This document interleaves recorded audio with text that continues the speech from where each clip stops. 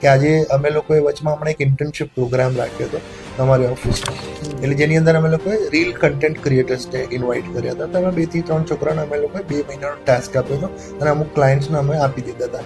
એટલે એ લોકો બધા સારા જનરેટ કરીને આઈડિયાઝ લઈને આવ્યા હતા કે આવી રીલ્સ હોવી જોઈએ, આવું બધું કન્ટેન્ટ ભેગું કર્યું અને વી પબ્લિશ વિથ ધ ક્લાયન્ટ, અને ક્લાયન્ટ પણ ખુશ થઈ ગયા કે ભાઈ આ સારું નવું બને. એટલે અમે એમાંથી એક વસ્તુ શીખ્યા કે ભાઈ છે ને બંને કોમ્બિનેશન્સ લાવવા જરૂરી છે કે ભાઈ એક્સપિરિયન્સ તો મારો જૂનો એક્સપિરિયન્સ છે, પણ હું અમુક ટાઈમ પછી મારી તો એક્સપાયર થઈ ગઈ, પણ knowledge has to be keep on rewinding.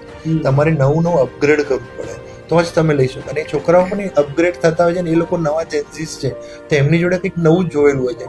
Not necessary કે મેં જોયેલી વસ્તુ સાચી હોય કે એમને જોયેલી વસ્તુ સાચી, એ છોકરા એમની બીજી રીતે નજર.